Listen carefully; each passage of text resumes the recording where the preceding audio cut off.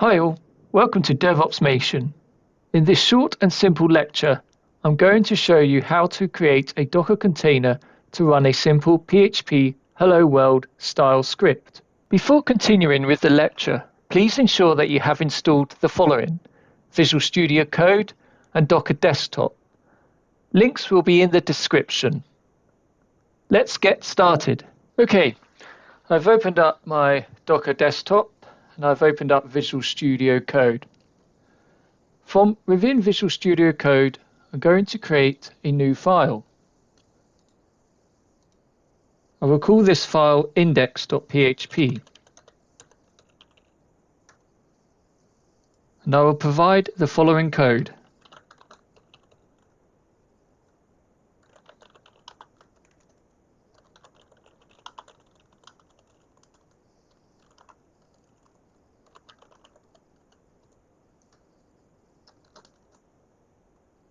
Nothing fancy, just a simple hello world.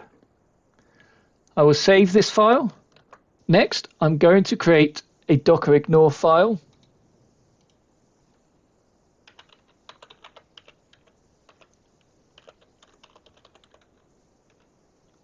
And I will paste in the following content. I will save this file. So what is a Docker ignore file? It's essentially like a list of things you don't want to include when you're creating a Docker image. It's like telling Docker, hey, when you're making that special package with all my software inside, which we call an image, don't put those things in it because we don't need them. Imagine you're packing for a trip and you're putting stuff in your suitcase.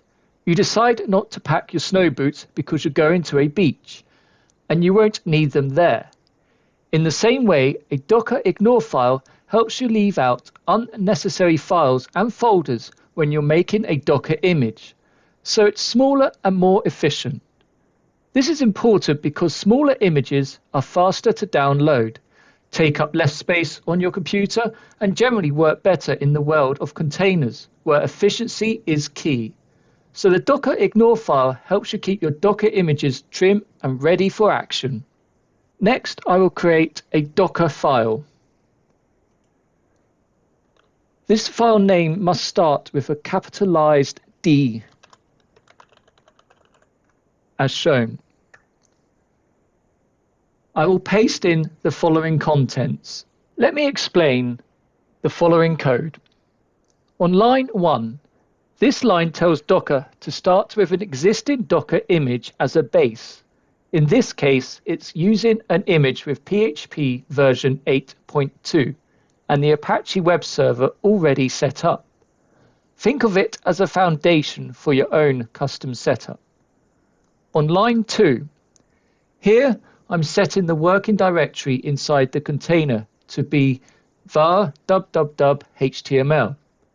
This means that all subsequent commands will be executed in this directory. In simpler terms, it's like changing the current folder when you open a file explorer.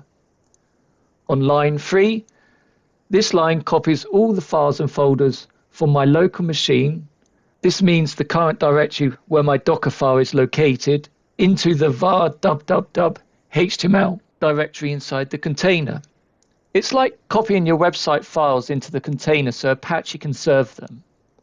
On line 5, this command tells Docker that the container will listen on port 80. When you run the container, it makes port 80 available for incoming web requests.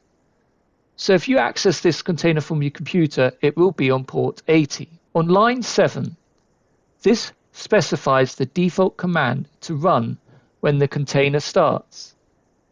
In my case, it's running the Apache 2 foreground command, which starts the Apache web server and keeps it running. So when we launch this container, it will automatically start serving our website using Apache. In summary, this Dockerfile sets up a container with PHP and Apache, copies our website's files into it, makes it listen on port 80, and starts the Apache web server to serve our simple index.php file when the container is running. It's like creating a self-contained environment to host our web application. Now that we have our Docker file created, let's build to create an image. To do this, I need to open Visual Studio's inbuilt terminal.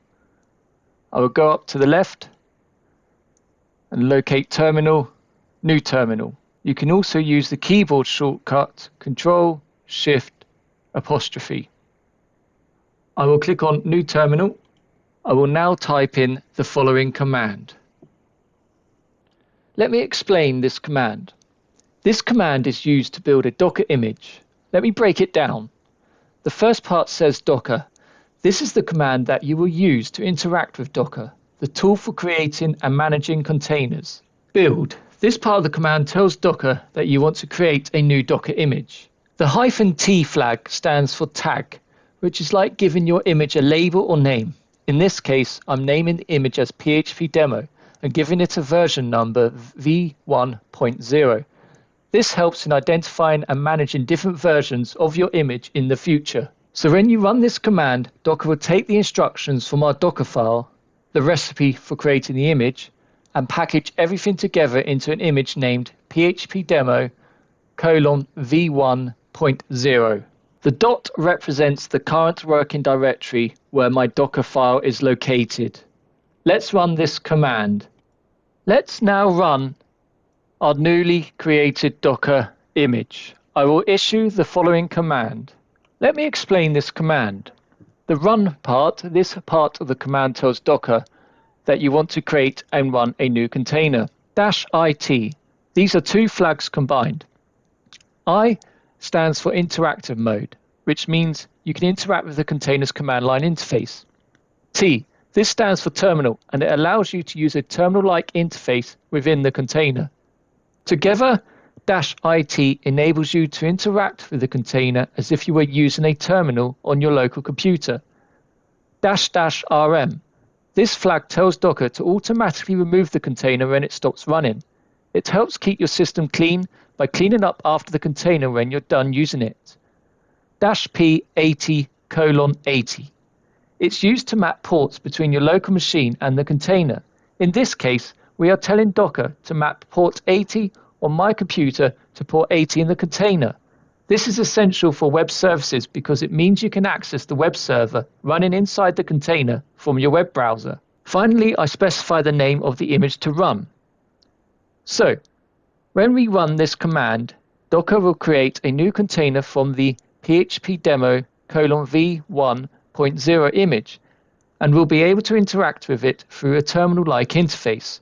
Additionally, port 80 in the container is connected to port 80 on our local machine. I will now run this command by pressing Enter.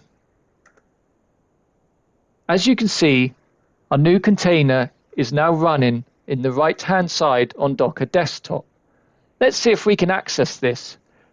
Let me click this link here, and as you can see, we have successfully created a Docker container and it's outputting our hello world for my container. Thank you for watching.